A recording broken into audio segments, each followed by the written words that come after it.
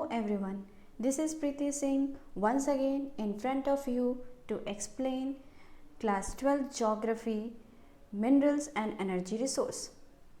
Today I am going to explain you the remaining topics of this chapter.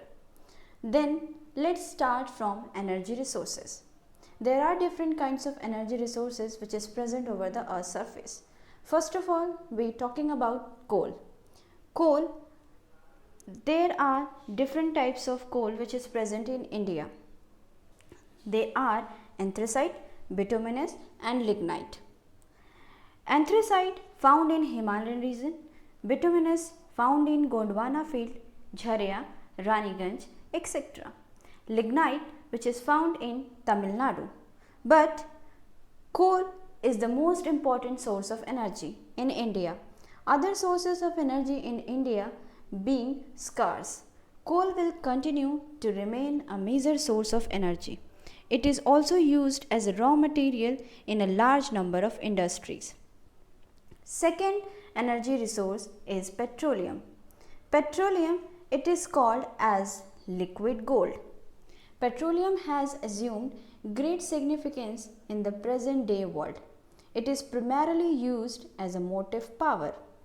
Its other uses are for lubrication and as a raw material for a large number of industries. Total reserves of the hydrocarbons are estimated by GSI at 17 billion tons, of which 75% have been established so far. It is found in Digboi, Assam, Ankleshwar and Mumbai High. It is used to make energy resource such as the petrochemical industries, synthetic rubber, wax, etc. There are 18 oil refineries which is present in India. Next topic is non-conventional energy resources.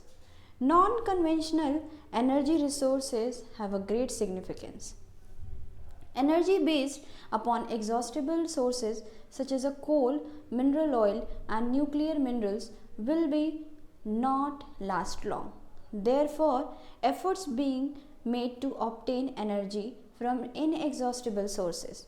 These sources of energy cover biomass, biogas, solar energy, wind energy, etc. The importance of the renewable energy resources was recognized in the early 1970s.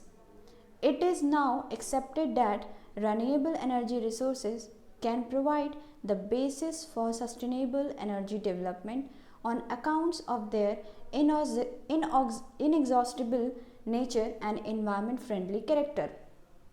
Then there are different kinds of importance of solar energy. When sun rays are trapped in photovoltaic cells and converted into energy, it is known as solar energy.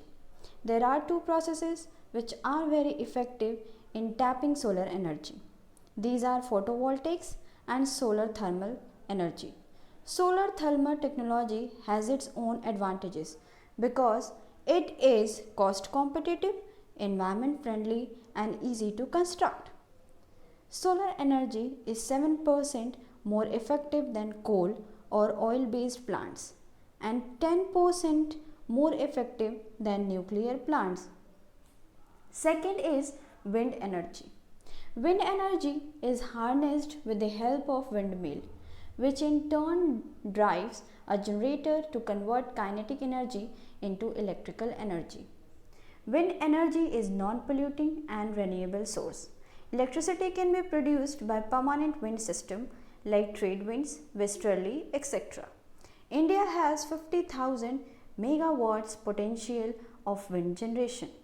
Rajasthan, Gujarat, Maharashtra have higher potential for the development of wind energy. Next is tidal and waves energy. Tides and waves have vast energy stored in them due to movement of water. Efforts have been made to harness this energy since the beginning of 17th and 18th century. It is estimated that India possesses 8,000 to 9,000 megawatt of tidal energy potential. Ocean currents are the storehouse of infinite energy. Large tidal waves are known to occur along the west coast of India, but these waves have not been utilized properly because of lack of technology. Next energy is geothermal energy.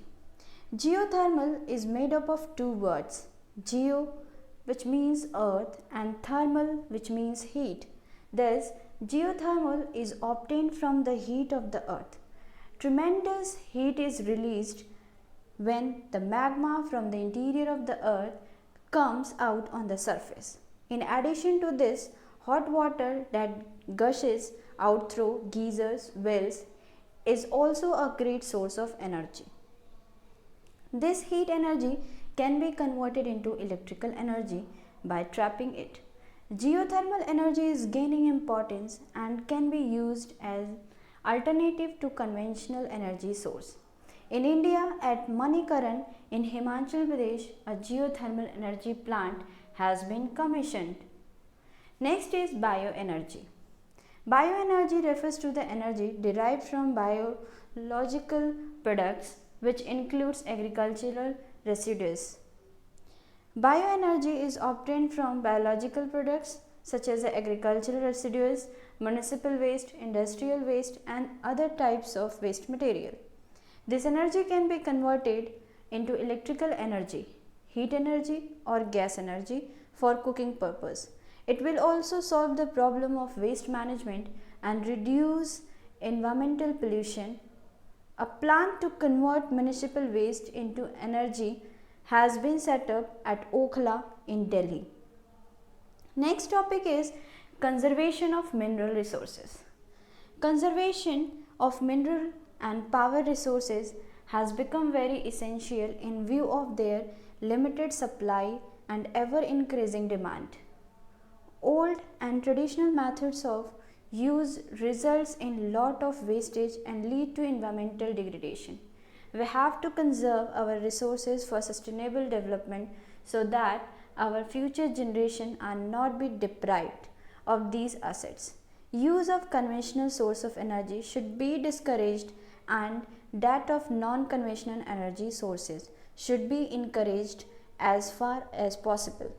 Use of scarp can save several metals. This practice is especially useful for metals like iron, copper, lead, and zinc, in search of which India's reserves are limited. Use of substitutes for scarce metal is another way of conserving of scarce resources. Export of strategic and scarce minerals must be reduced so that the existing reserves may be used for a long period.